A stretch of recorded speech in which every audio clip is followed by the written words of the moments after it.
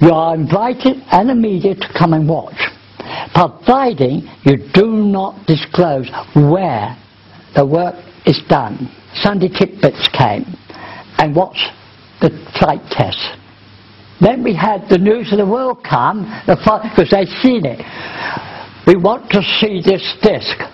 At St. John's Hall in Mortimer, Berkshire, England, scientists, the press, and the public were invited as he demonstrated his technology and declared his intention to build a manned craft. This was the hall in which we used to hold our first Sunday of each month shows. This is the hall that was known as St. John's Hall. That's the stage which I used to stand on to deliver my lecture. The audience would sit here, and press used to be at the back. When we had a load of press come to make mockery, we had the curtains brought. I stood there. We had the national anthem played there, so they all had to stand. All these people came to make mockery. At the end of 10 hours, the press came up to me and said, "We have never seen a man stand there, talk for 10 hours without looking at any references whatsoever." So I replied to them, "When you speak from the heart, you don't need papers." John Searle may have spoken from his heart, but by 1969 his message played to a world that had witnessed American astronauts Neil Armstrong and Buzz Aldrin returning safely to Earth, having walked on the moon, the single greatest achievement in history. The media made the Levity disc a sideshow, and John Searle the original urban spaceman, a crackpot, the flying saucer man. Few would take him seriously. The merits of his generator design as a power source were lost in his single-minded effort to prove his Levity disc. The press and the publicity grew. There must be thousands of newspaper articles, television footage, and there were thousands of people who came and they filmed and they took pictures. That was the type of publicity we had. And there are many books on the market written by many writers that include my work. We had BBC regularly each month for nearly 2 years would come and update the people. First they would take them back to what happened the last month. Then they would say, "We went down to the woods today and this is the progress. The structure of the demo one is now together and the housing is going in that will house the power unit that will lift it into the skies at this point." The Demo 1 would prove that electromagnetic flying discs were not only real, but represented the future in power and transportation. In 1968, John Searle formed the NSRC for this task, the National Space Research Consortium headquartered in his home at Mortimer, Berkshire, England. Scientists and the media were invited to watch the Demo 1 being built outdoors on a piece of land loaned to him for this purpose. This is the voice of John Searle during the construction of Demo 1. The position today is that we now know so much about designing these vehicles from the point of an unmanned vehicle that we feel the time is right to go ahead and carry people. John Searle had plans for a larger craft that would carry 3 people. He continues. The 3-seater craft, which we've been asked to do, it will be a 90-foot diameter vehicle. It will weigh roughly 90 tons on completing, and the purpose is that one pilot will carry 2 official experts with him.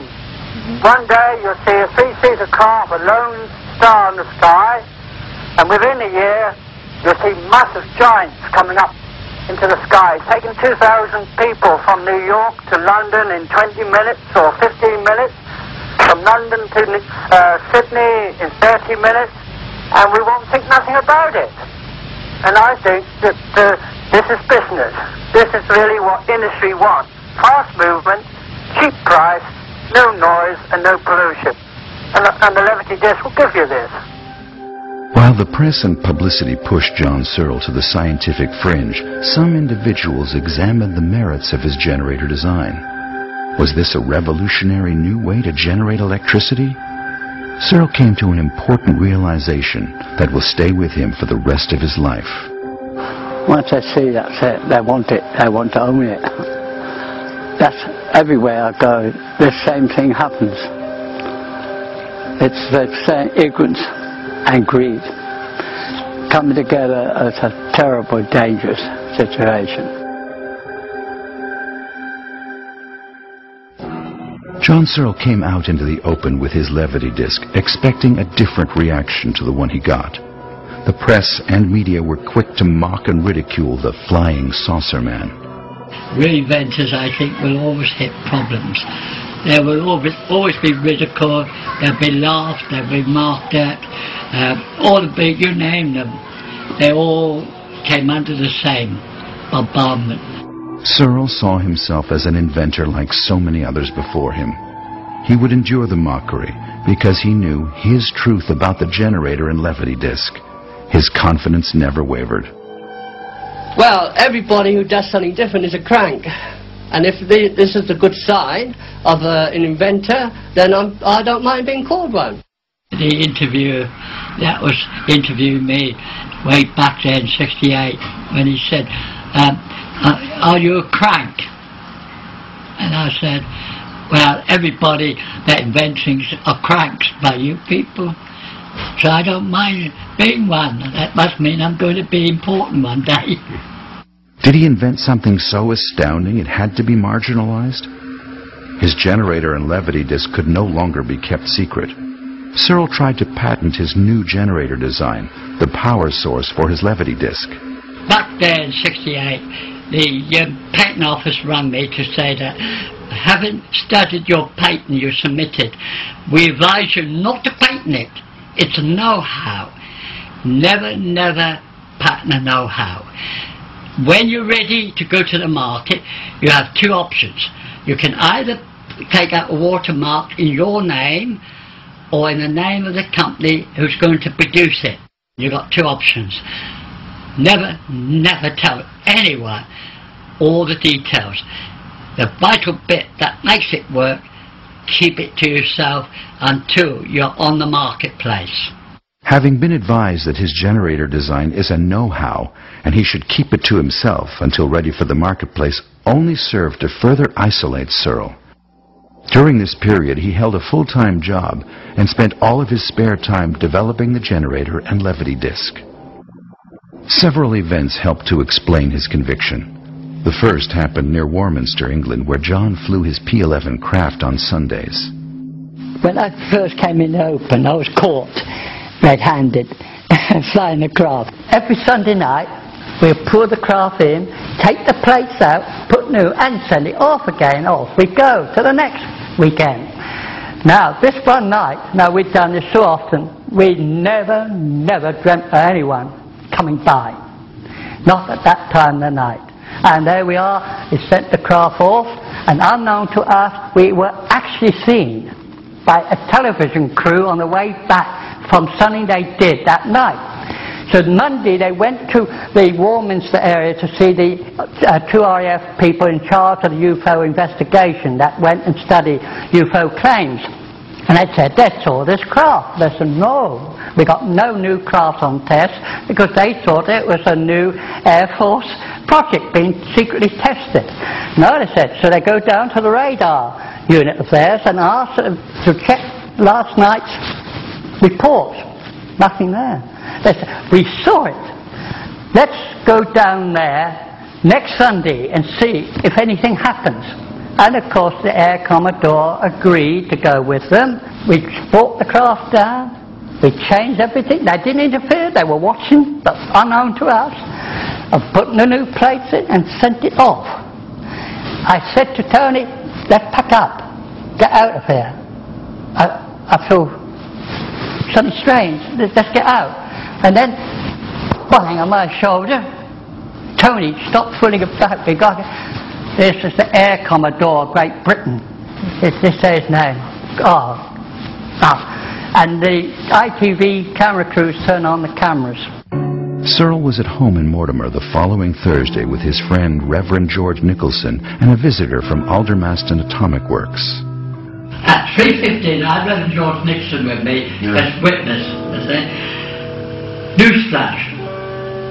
Newsflash has said, the Air Commodore has a message to tell you. Then I knew. The voice said, "This is the Air Commodore of Great Britain," and I knew instant what they were going to say.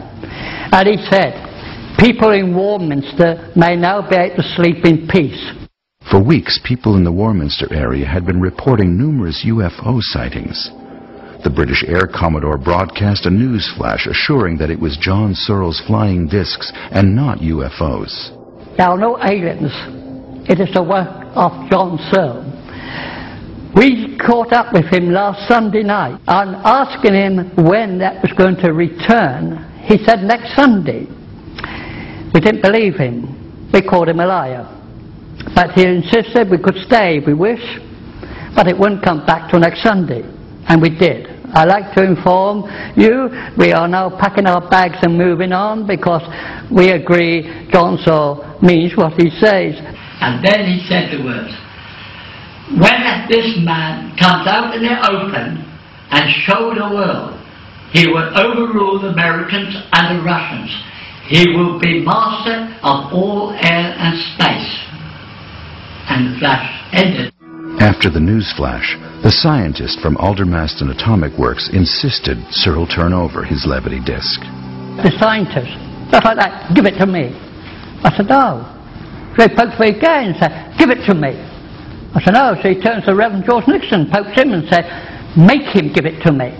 He said, "I can't make him give it to you. What you're offering him? Nothing.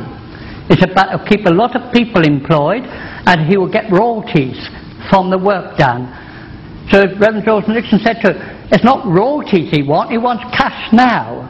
He said, "All right, so you're not giving it to me. I'll stop everyone helping you, then you'll give it to me." And he went off. A month later, checks started to come in from Australia, Japan, because the news had flashed all over the world about this Air Commodore touching me. With this attention, Searle was further convinced that the outside world would eagerly accept his generator and levity disc. The activity around the building of Demo 1 drew the attention of Dr. Arthur Kane from NASA in the United States. Here's a view, Dr. Kane from NASA there.